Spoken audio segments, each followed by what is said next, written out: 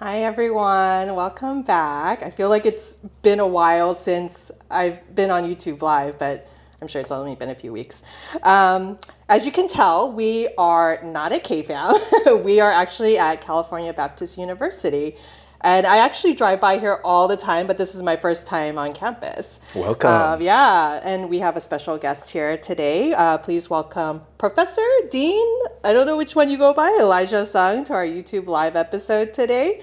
If you could just introduce yourself. Hello, KFAM family. I hope everybody's doing well. Welcome to Riverside, California, at California Baptist University.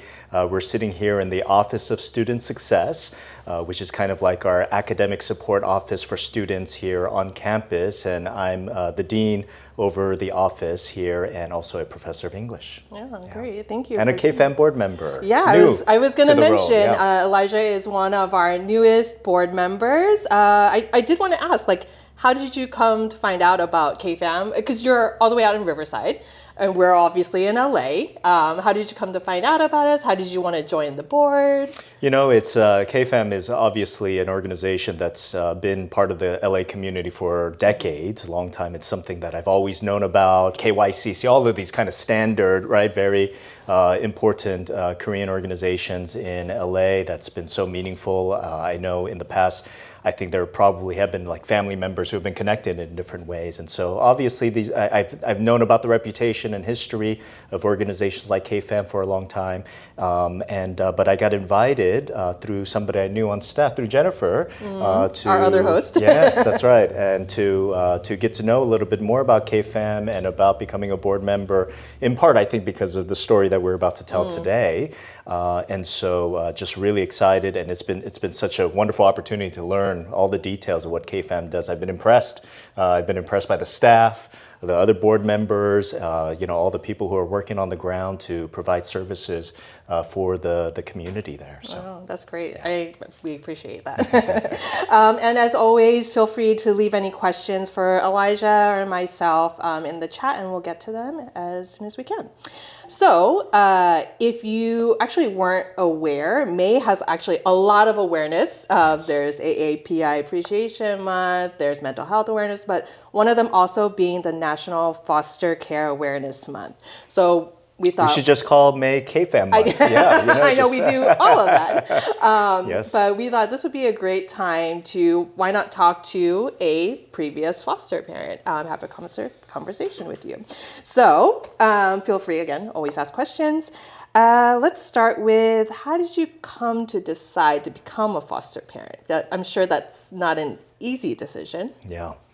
Yeah, let me first start by saying I think the person you really wanted to interview was my wife, and is she the driving factor? She's the driving factor, she's the everything factor, right, in our family and the decisions that we make. And she probably could tell the story much better than I can, but maybe someday we'll get a chance to hear her story from her side. Yeah. But I would say that for me and my wife, when we first met actually and started dating, one of the things that we were very young, early 20s, very idealistic about the world, and one of the conversations I remember very distinctly having is that someday we want to adopt.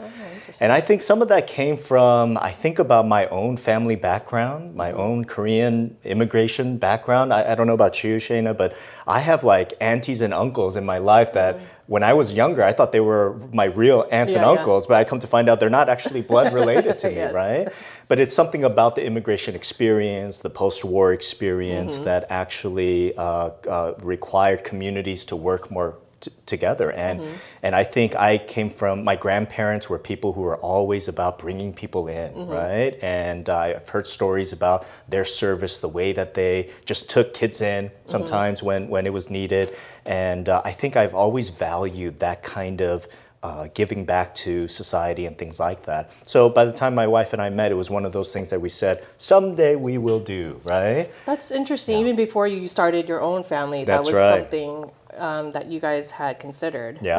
That's interesting. Yes. Okay, then how about before you started this whole journey, did you have any misconceptions about the foster care system or foster children, or did you kind of go into it blind, learning along the way? Yeah, it is one of those things that I don't think fostering was exactly the way that we thought about adoption someday. Oh, okay. Okay, so that initial dating stage when we said that, years later, we pretty much forgot about that. Life got busy. We ended up having two boys, right?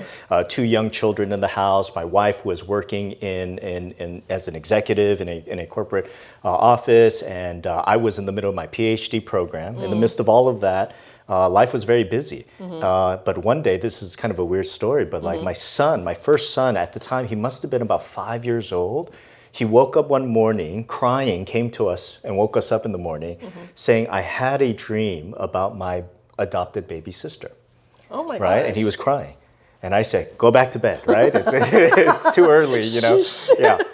But when he did that, my wife actually woke up and started hearing him out and felt like, hey, we used to talk about this a long time ago, right? This was like, 10 years ago or something like that now at that point. And she felt like maybe it's time to think about this. And she kind of took it almost like a sign that maybe we should consider this. And so we're like, but how are we going to make this work? Right. Adoption, overseas adoption is expensive, all kinds of things like that. And as we were thinking about this, the following week, we actually got invited to a foster family information event. Oh, okay. And randomly. Just randomly, Oh, wow. somebody was like, "Hey, will you check this out?" Actually, and then so my wife ended up going, and she came back from that event saying, "This is it. This is the whole purpose of the event was try to recruit more Asian American foster families because there were not enough Asian American foster families. All these Asian American foster kids in the system who were struggling because of the cultural differences, language barriers, things like that. And here's the interesting thing. When I was meeting with Catherine and Jennifer about joining the board for KFAM, I learned for the first time that original workshop was organized by KFAM. No. Yeah, and I didn't know about that. Oh and so my that was a full gosh. circle moment that we Wow. actually became a foster family because of the work that KFAM did. Wow. Right? And that's what sparked our interest to say, wow, we didn't know there was such a need for Asian American foster families. And so here we are, after all those years. Did not know that. Wow, that's so crazy Yeah. that it's like full circle. That's right. Okay. Then how many foster children? So you didn't go into, was it to go into fostering to adopt, or it was just to help foster children? It was a little bit of both. I think we probably were open and we thought that we would eventually adopt. Okay. But when we learned about the need, we were like, we're going to be open to whatever the organization needed, right? The children that were available, things like that. And so we became a foster family for 5 years. Oh, wow. And in the process of those 5 years, we had 5 children in our home, right? Ages ranged from newborn baby, literally like 2 weeks newborn baby, to toddlers about like 2-3 years old. Sometimes we had 2 children in the home on top of our other 2 children, right? At the same time. Sometimes it was one at a time. And it was our 5th child that we ended up adopting into our family. Oh, that's amazing. Yeah. I'm sure there's probably a lot of stories you can tell about all of those foster children, but what would you say, if there was one thing that you remembered, what was the hardest part about being a foster parent? Yeah. There's certainly challenges to becoming a foster parent. By the way, we're all still connected to all of them. Oh, that's great. Yeah, we still, this past Monday was our first foster child's birthday, right? Aww. And so we're still connected to them. We're still connected to their families. And so it feels like I have 7 children all across Southern California. That doesn't sound always very good when I say it like that, but it's been such a meaningful experience. Some of the challenges, though, it does. Now, there's a lot of support there for you, right, with social workers and things like that. But sometimes that support can also be burdensome as well, right? Doing some of the reporting, right, the visits. Depending on the child, they may or may not come to the home with various needs, right? Sometimes behavioral, developmental challenges. Sometimes medical issues, right? Like getting them to the dentist. They've never been to the dentist or something like that, right? And these types of things. But so there are, depending on the child and the situation, every kid is very different. And I do want to say that foster families, you have you have control over who you accept into your home Right. and who you don't, right? Yes. So gender, age, ethnicity, right? They'll try to disclose any developmental issues, things like that. So you really have agency in terms of deciding whether this is the right fit for your family or not. But some of those extra layers of things that you have to do to keep up with the social workers, go to court. Right. I remember there were times that we have to go to court. Court days were often long, and I'd show up with our foster kid, and it's quite stunning how many people are at court to try to get their kids back. We're talking about thousands of people on court day, Right. and you have no idea when you're even going to get called in. So you're taking a full day off sometimes to be there and go through that process. Yeah, I mean, it's definitely not an easy thing to become a foster parent, I will say, but we're so thankful for those that do that. Another question is, and I think this is something that I think parents of like their own children Yeah. might be concerned about, is how do you emotionally prepare your family to bring in another child into the home? Yeah, I think that's something that, as parents, you know your children really well, and what they can handle and cannot handle. And I think as parents, we have to be attentive to, if you do already have children in the home, to their needs. But one of the things I will say is we were my wife and I, we worried about that. We worried about the impact fostering would have on our children. But I can tell you now, we have an 18-year-old who's about to graduate high school and go off to college. And we've seen the tremendous benefits that it's had on him as well. He ended up writing about his foster journey for his college Wow. application essays. And I think it probably did him good because he pretty much got into almost every school he applied to, right? And so something about again, my children are relatively privileged, right, in many ways, right? Grew up in a very stable home, things like that. So themselves, they don't have huge stories of overcoming challenges Right. personally, right? But a lot of colleges, and I know this as a dean of a college, right? And I think about this. We're looking for students who can be resilient, who have very compelling stories to tell about why they want to serve others and things like that. And so my son was able to tell that story, I think, in a very compelling way. And I'm not sure if he would have had much to write for his college essays without this experience. Yeah, I mean, it's like a catch-22. If you Yeah. live a pretty decent, That's great right. life, what struggles do you really have to talk about? Yeah, so we've seen the tremendous benefits even in our children, and they're expanding their character, their generosity, their growth. There are times that, we've had to really kind of have good conversations. So every time a foster child would come, we would be prepared. And I think whether you have children or not and become a foster family, I think it can be good both ways. But for us, our children, I don't think we could have fostered without our children. Our children became the bridge, right, to our foster children in so many ways. So the first, for example, the first foster child that came into our home, it was a situation where we had to go pick her up in the middle of the night. Yeah. And when we went to get her, they had to wake her up from the facility. And as soon as they told her, you're going home with these strangers, she just broke down and cried, right? And so we had to, bring her, and she fell asleep on the way home, and we put her in the bed. And the next morning, we knew, this is a traumatic kind of experience for her. So actually our second son went into the room and immediately got her to start laughing, right? Because they were the same age at the time. And that opened everything up. So she felt safe coming into a home that there were already children. Yeah. And so in many ways, we couldn't have done it without our children, our boys. And years later now we see the impact it's had on them. And it's been very positive. And Yeah, that's great. We do have a question in from Summer. I'll read it in Korean. 위탁 가정은 제가 나이가 많아도 진짜 나이 상관없이도 할 수 있나요? So Yeah. they're asking, I guess they're a little bit older maybe, it sounds like.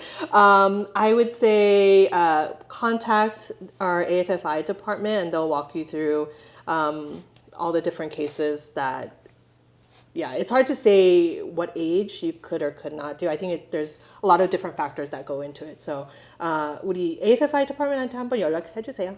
Yeah, and I would say that there are different age children have different needs, Yes. right? Obviously, there are so many older teenagers even who need foster families, right? So my daughter, who we adopted, her older sister was 15 years old at the time. She was in another home as a foster child in that family situation, and it was a really, really good situation. So she was 15 years old, fully independent. She was not one of those students, those teenagers that you had to worry about. Very mature, sometimes because different children react in different ways, but there are many teenagers that you would say you meet and you're like, they're such dynamic young people, partly because they've had to survive all the time, right? Sometimes on their own, take care of themselves. So very mature, very independent, very respectful. I think in cases like this, where sometimes you have a single, right, foster parent or an elderly foster parent, teenage years are a great option in those kinds of scenarios. I do agree. Yes, definitely better than probably toddler or That's babies. right. Yeah. Yes, different kind of energy. Yeah, right? definitely. So, yeah. We have another question from Sue Park. 영주권자인데 여기서 위탁 가정을 할 수 있을까요? 그것도 우리 AFFI department 한번 연락 주세요. Good okay. questions. Yeah. Yes. Okay, let's move on. So, what was the moment where you went from okay, we can adopt? Like, where did it become from foster to adoption? I think for the organization that we were part of always encouraged us to consider that even before we took foster children in. So, I think sometimes, of course, you can change your mind as you go through the process, but I think you want to be at least open, at least have that consideration, right? Are you open to adopting someday? If not, I know heroic families. All they do is foster, and they foster 15, 20 children, these kinds of things, and just really, really amazing people and families that do that work. And that's very important. But we also have, we need families who are open to making adoption the end goal as well, because sometimes a foster child comes into your home, and like in the case of my daughter, she came to us when she was just about to turn 1, and she was with us for a whole year, and we don't get to choose to adopt her or not. The courts tell us, right? The courts determine whether a child is going to be reunited with a family member or is going to transition to adoption. And I think at that point, it would have been very difficult for her at 2 years old to now leave our home to go be adopted in a new home, right? Something like that. And so that was a situation where for us, we were prepared to adopt either way. And we probably would have been prepared to adopt any of the previous children as well. But all of those other previous children had a good situation where they went back to mom or a family member or something like that. But we were prepared in case any one of them did go up for adoption. Wow, that's amazing. I know for a lot of our AFFI families, I think they come to us with the goal of adoption. So we're a little bit different. Yeah. But I think I would suggest consider the foster to adoption route.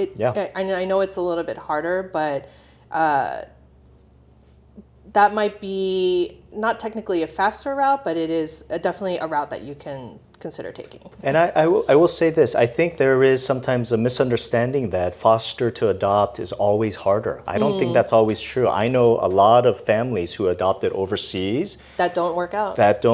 There are different challenges there, right? You have families now having to fly to a country of origins in different ways, and there are different challenges there too. And I know right now, especially, there's more and more discouragement from the international adoption scene, right? Because some of the historical abuses and things like that.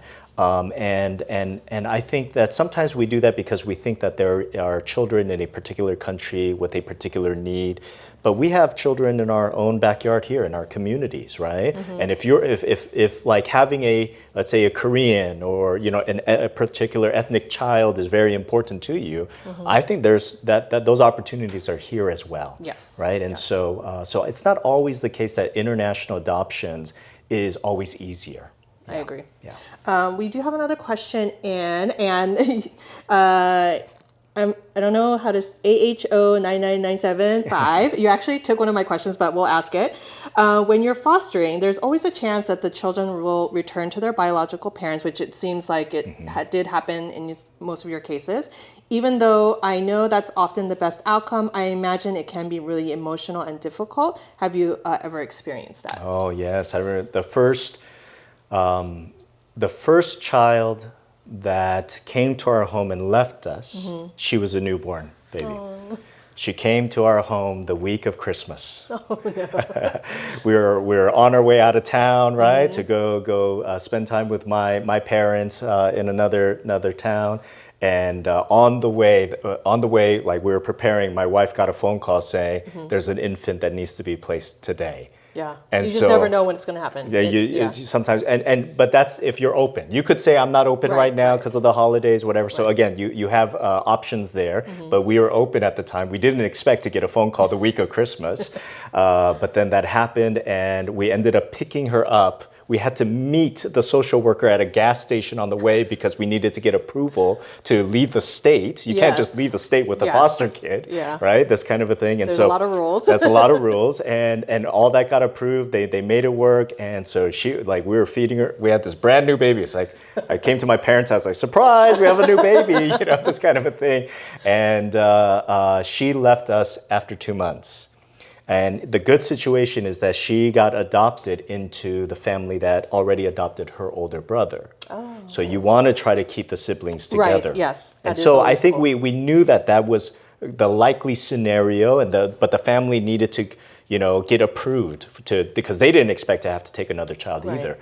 But that first child leaving us, wow, that was emotional because the bond is real. These children, we're made to protect and love children, I think. Yes. Even if you're not a kid person, there's something about being presented, right, with the responsibility of a little child that it will break through every barrier. You know what I mean? It's amazing. Like sometimes, I was the kind of person that I worry, like, how could I love somebody else's child like my own? But like as soon as I saw, right, this little infant baby, I'm like, oh my God, as if like she looked like me. She didn't look nothing like me, right? I'm like, but she looks like me, and you feel that way. And so it is tough to let that go. But here's the thing, now she's 10 years old, right? That little baby girl that came into our home is 10 years old. We still see updates about her.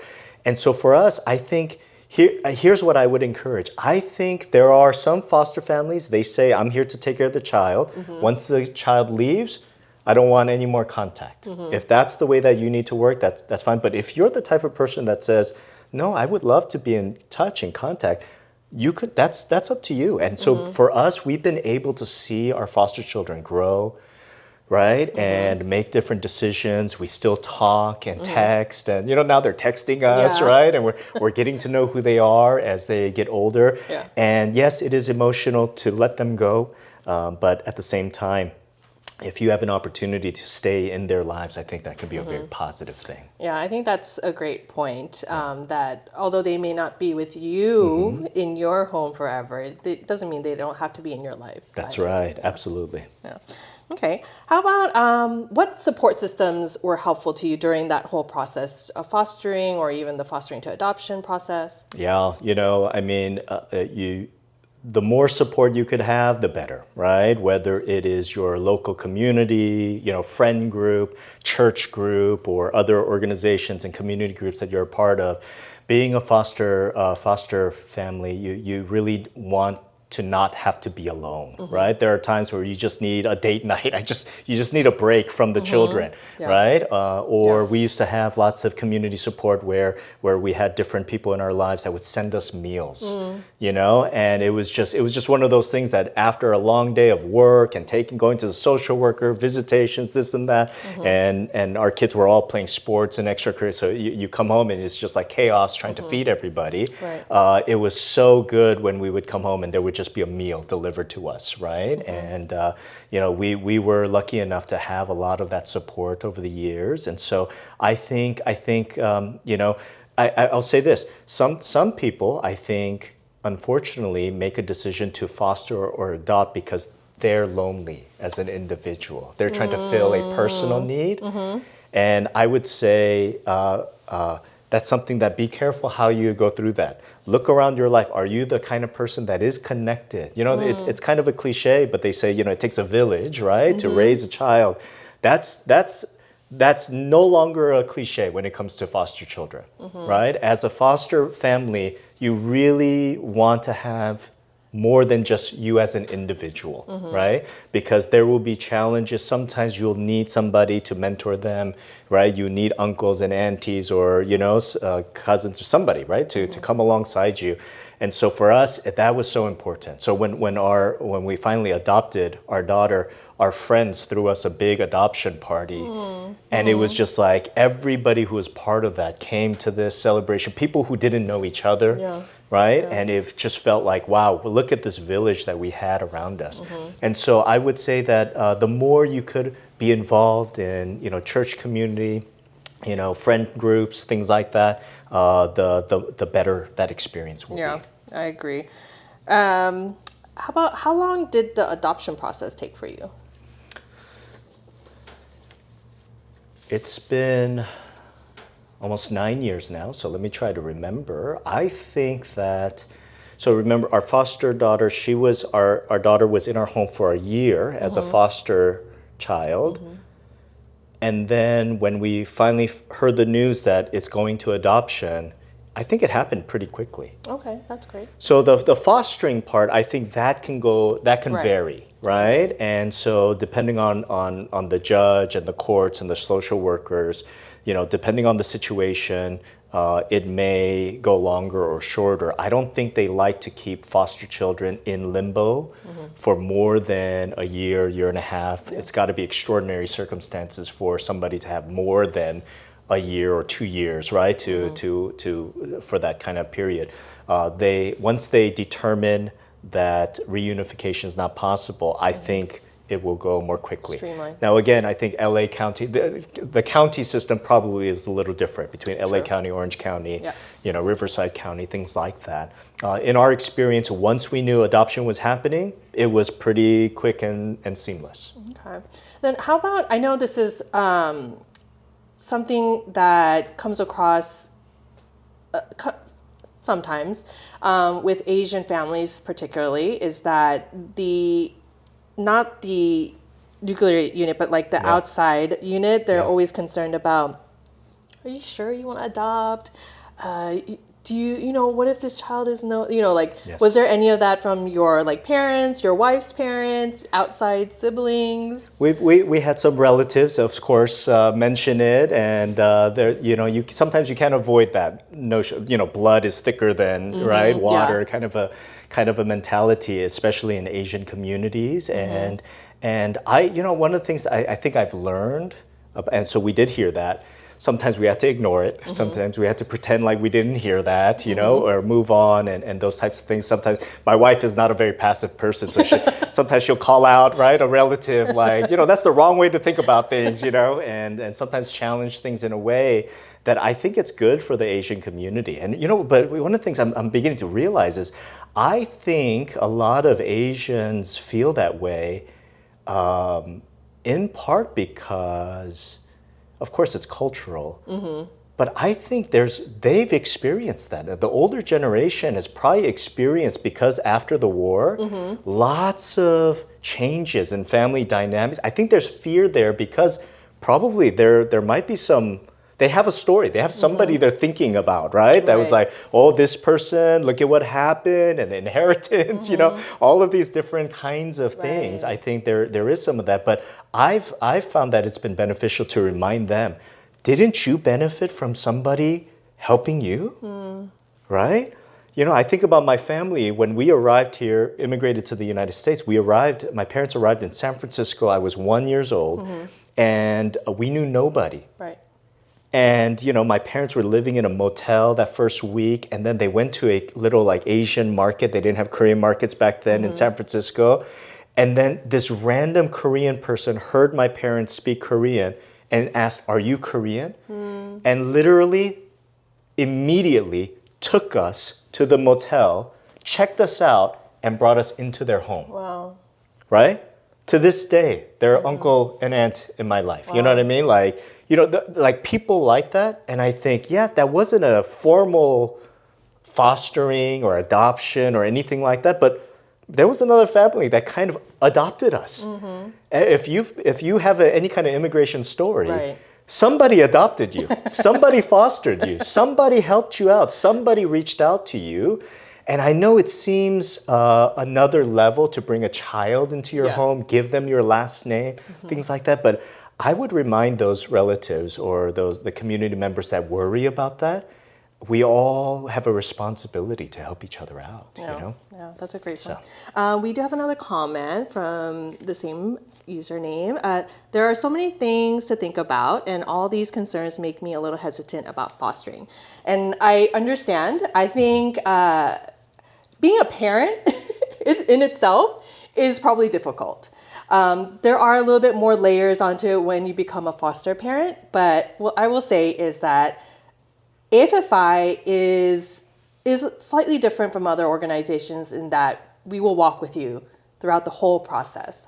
Our social workers are there to answer any questions. We are there visiting you on a weekly basis. And we do have a great community of previous foster parents that have now adopted, but also foster parents that are still in the system, and they meet regularly actually on their own, even without us. So if you're hesitant, I would say check it out before you make any decisions, and then go from there. Yeah. You never know. I'll just add, you'll never answer those questions standing still. You know, and so if there's something that makes you think maybe I'm drawn to this, take just one step at a time. Listen, just because you take one step doesn't mean all of a sudden you're going to have a child show up at your door the next day, right? And so it's just one of those things that it's just keep moving in the direction, and you'll get your answers. You'll know whether this is not right for you or this could be something that is beneficial to you and your stage in life. But you can't answer those questions just standing still. Yeah. So we hope that will give you the push. Okay, what was aside from the adoption, what was the most rewarding part about this journey for you? It's the children. They are, you know, it's. Like, do they remember the time that they were with your family? They talk about it all the time. And I'm surprised by this, that they were so young, but they have very vivid memories in our home. Right? Some of them were only in our home for maybe 6 months or 1 year or something like that. But they could remember the bed, you know, where, you know, we had one child coming to our home. We heard that Spider-Man was his very favorite character. So we ran to Target and got Spider-Man bed sheets and all this stuff. And we got you your Spider-Man bed. And I think he still remembers that Spider-Man bed. They talk about it all the time. You know, it's funny, it's because especially even the foster children who have left our home and gone back to their family situations, they're like, wow, what was that home that we used to live in? Because they're comparing it to their situation now. And so we've had them like on summer vacation, they'll come and sleep over and they'll ask, how much is this house? You know, because they're starting to realize, wow, my life in this home versus my life right now is very different. They'll ask like, how much is this car? They want to know how much everything costs because I don't think they realized when they were so young what kind of home they lived in. And again, our house is not very expensive, right? But it's just compared to their situation. And I've seen that over the years. I think that helps them set goals for themselves.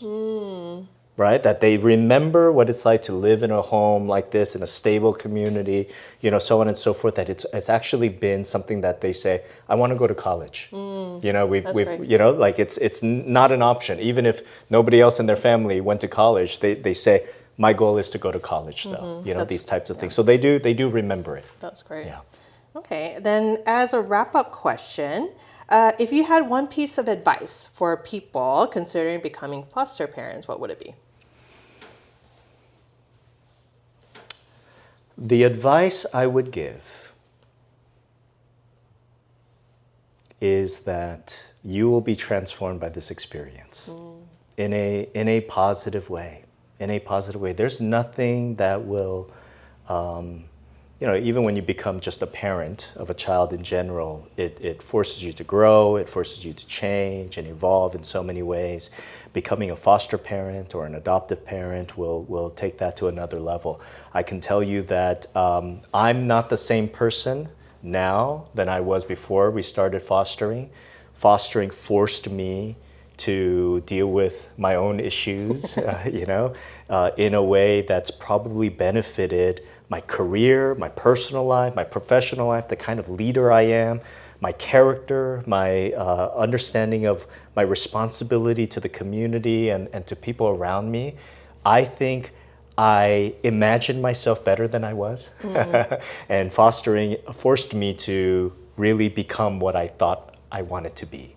And so the advice I would give is, if this is something that you are considering, it will be a transforming experience.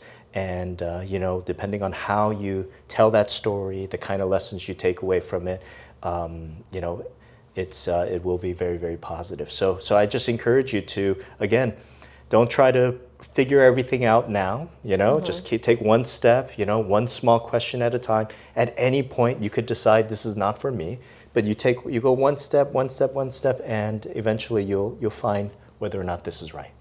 Yeah, I think that's a great way to wrap it up. I think most people go into thinking, I'm going to change a child's life, rather they change your life. That's exactly right. And one other thing I would add is, let's say you decide that you cannot be a foster parent yourself, or that's not for you, then be somebody who will support another foster family, right? Or adoptive family, right? This is where you can donate a meal. You could come and babysit. There's even respite programs where you don't foster children, but you temporarily, right, have a child stay in your home for maybe a few days or a weekend or a week until, because mom or dad needs to take care of something, things like that. Or donate to KFAM, right?